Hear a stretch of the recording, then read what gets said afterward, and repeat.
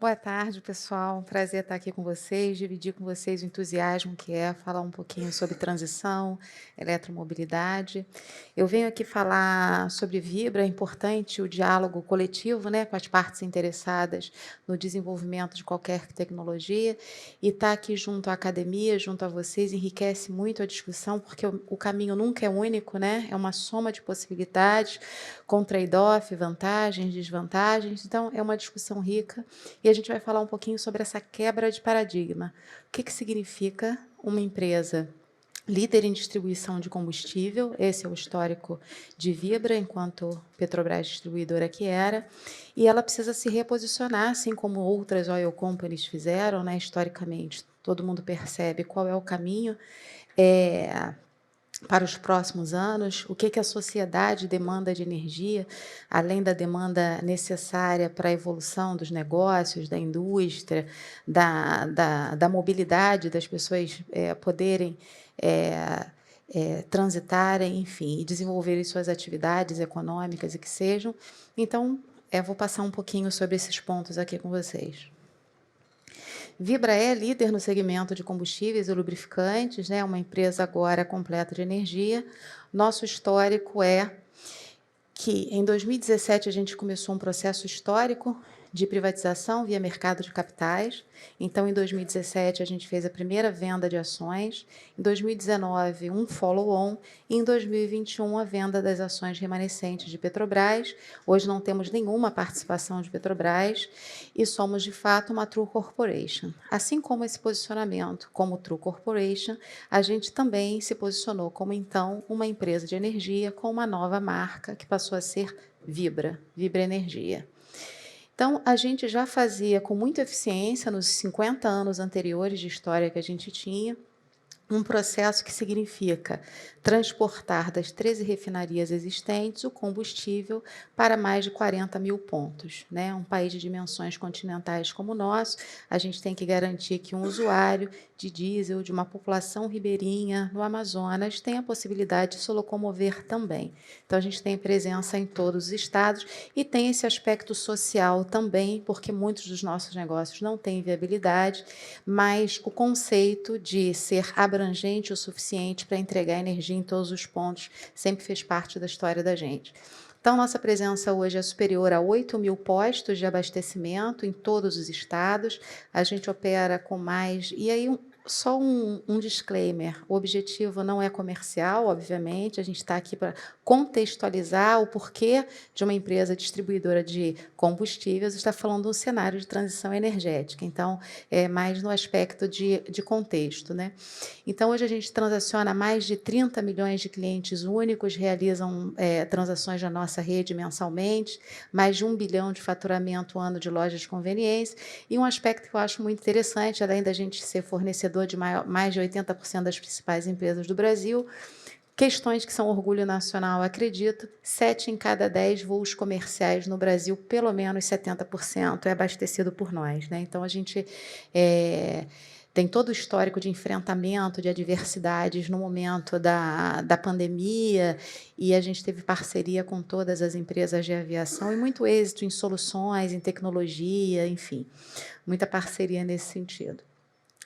A sociedade toda, né, existe uma pressão da agenda climática necessária, e a Vibra, assim como todas as outras empresas também, tem os nossos desafios de escopo de net zero, né, escopo 1 e 2 até 2025, que são as emissões diretas e indiretas da nossa atividade, e até 2050, net zero nas atividades que significam externalidade, né, que não dependem da nossa atividade. Então, a gente monitora e se engaja nisso também.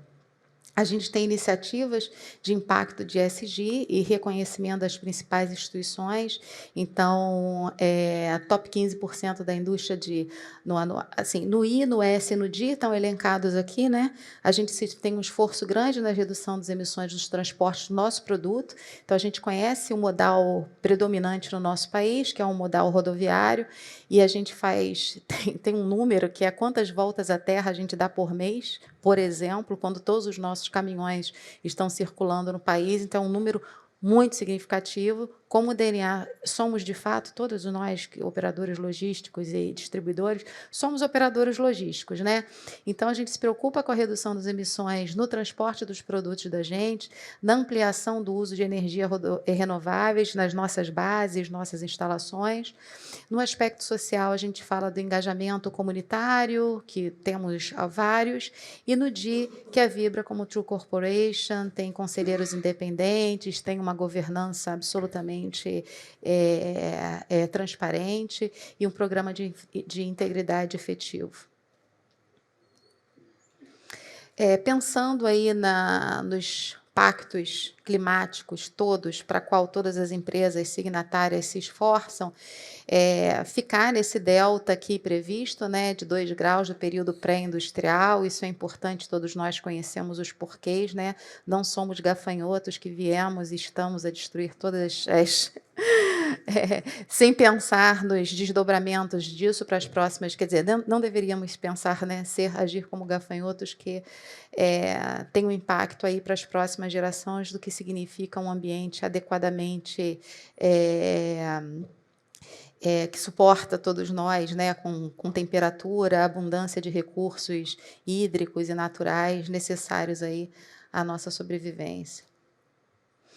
Um pouquinho do que é a visão de impactos relevantes na distribuição de combustível, vou passar rapidamente. Obviamente que a gente tem consultorias importantes, como Boston Consulting Group e outras, que fazem para a gente monitoramentos, antecipação de tendência do que a gente vive lá fora, do que é possível que se estabeleça no Brasil no médio prazo, no curto prazo, e o nosso objetivo é filtrar, tropicalizar isso, entender o que faz sentido para a gente está numa zona de conforto em relação à matriz elétrica, temos o benefício muito acertado do programa Proálcool nos anos 70, então temos muitas coisas favoráveis e outros desafios para administrar. Então, a gente já entende que a eletricidade passará de 20% a 30% do consumo em 2040, com participação significativa da indústria. Isso é ótimo, né? Porque o crescimento industrial alavanca a economia, a gente pensa em bem-estar social, em renda, em todas as coisas, e energia é um insumo importantíssimo para desenvolvimento. Em relação aos veículos elétricos, a gente entende que tem uma curva de crescimento, a gente entende mais do que isso, né?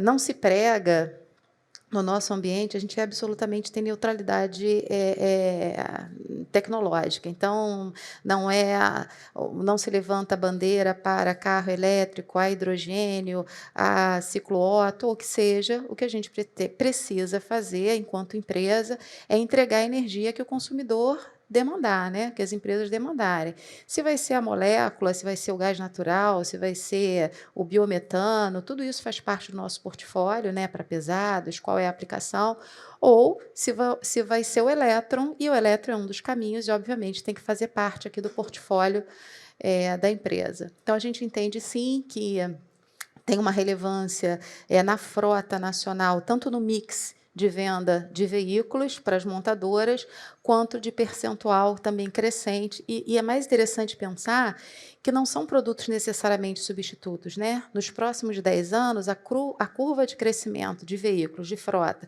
para ciclo Otto, ela tem quase a mesma inclinação e quase as mesmas, elas não se cortam, né? Um não é necessariamente produto substituto, porque tende, obviamente, se as questões macroeconômicas, PIB, tudo isso, se essas premissas se validarem, é que haja crescimento em ambos, crescimento, né, tanto para ciclo Otto, quanto para veículos elétricos, eletrificados, quanto para novas tecnologias. E, obviamente, a gente também trata de analisar tendências, né? Então, como a gente está falando de transição energética, e energias são muitas, a gente estuda a abertura de mercado do gás natural, o que significa esse novo marco regulatório, o que a gente tem de oferta para a indústria nesse sentido, as políticas de incentivo ao uso de biocombustíveis, o Renova Bio caiu para a distribuição fortemente a obrigação de CBIOS, né, de compensação. Então, a gente aí já teve investimentos superiores superior a 200 milhões nos últimos 2 anos aqui em RenovaBio. As condições para enorme potencial para utilização de fontes renováveis, então faz parte do nosso portfólio também geração de energia solar, ativos de geração, fotovoltaica, eólica, geração distribuída, tudo isso faz parte também do portfólio, e apostando na liberalização do mercado de energia. Hoje, todos nós aqui somos consumidores do mercado cativo. Essa parte regulatória, né, tem muita influência sempre nos modelos de negócio, então a gente entende que com a liberalização de mercado teremos aí a opção de fazer escolhas e tentar contratar de forma mais otimizada, ao menor custo, de acordo com as necessidades de cada um de nós. Uma breve comparação aqui que é interessante se pensar no mundo e no Brasil. Essa pilha aqui, ela se dá e a gente vê que no mundo o percentual aqui da energia da transição, como é que é, né? Como é que acelera aqui?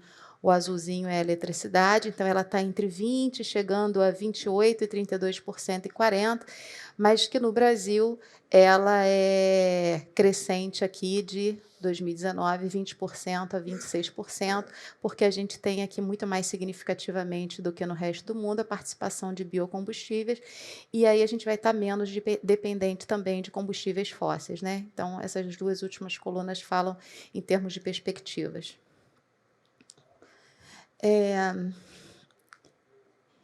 Eletricidade e biocombustíveis ganham novos espaços, né? Já passamos por isso aqui, petróleo, bioenergia. Esqueci de passar um ponto muito importante, não me apresentei adequadamente.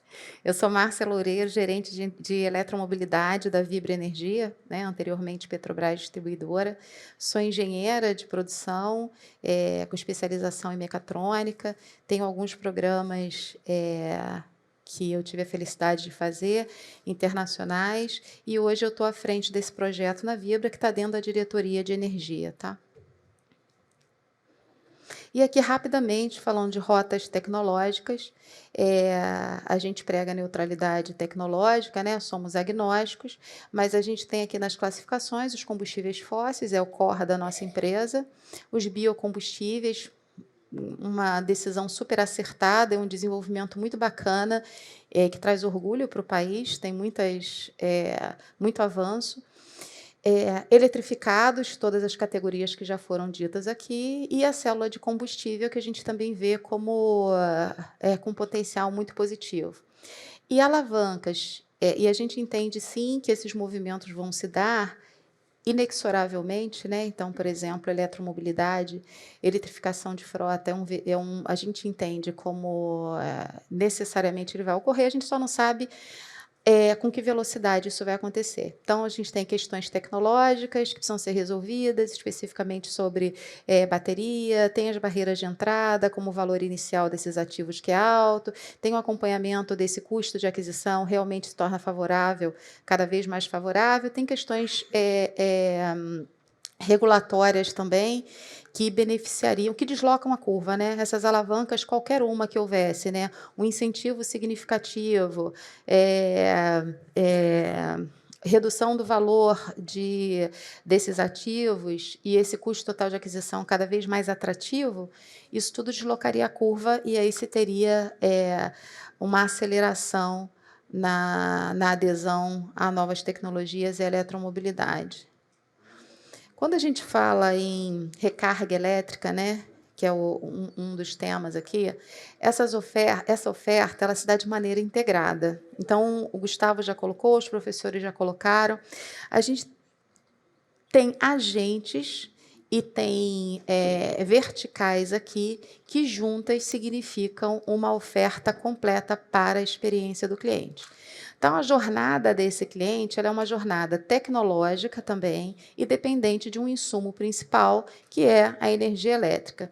Então, dentro da operação, seja a operação para B2B, para B2C, você depende de instalação, de operação e manutenção, de atendimento 24 horas ao usuário. Então, o usuário está na rodovia ou em qualquer outro lugar, teve uma dificuldade qualquer, é uma atividade que não é assistida, é ele mesmo mesmo recarrega o carro dele, mas eventualmente pode ter um problema de comunicação ou qualquer coisa, então é preciso que seja dado esse suporte e o gerenciamento da energia também, que é essa inteligência de entregar potências variadas ao custo que for mais atrativo.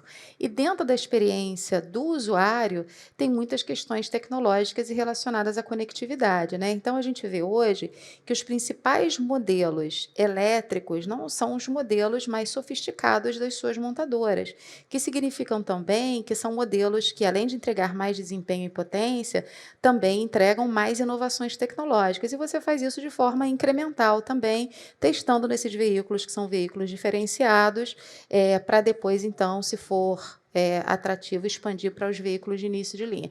Então, você tem questões relacionadas a software, você tem funcionalidades esperadas, disponibilidade, reserva, você tem associado billing, precificação, que pode ser dinâmico ou não, estatísticas, rastreabilidade, APIs, tudo isso ainda dentro da oferta de recarga. E o provimento de energia. E é interessante pensar que esse provimento de energia é uma escolha, né, quando possível, cada vez mais, com o mercado aberto. Ela pode ser ou não certificada, ter a rastreabilidade da energia, que ela seja de fontes renováveis, é sempre interessante isso, porque quem faz a escolha por um veículo elétrico, entre outras coisas, está pensando no benefício de se ter um carro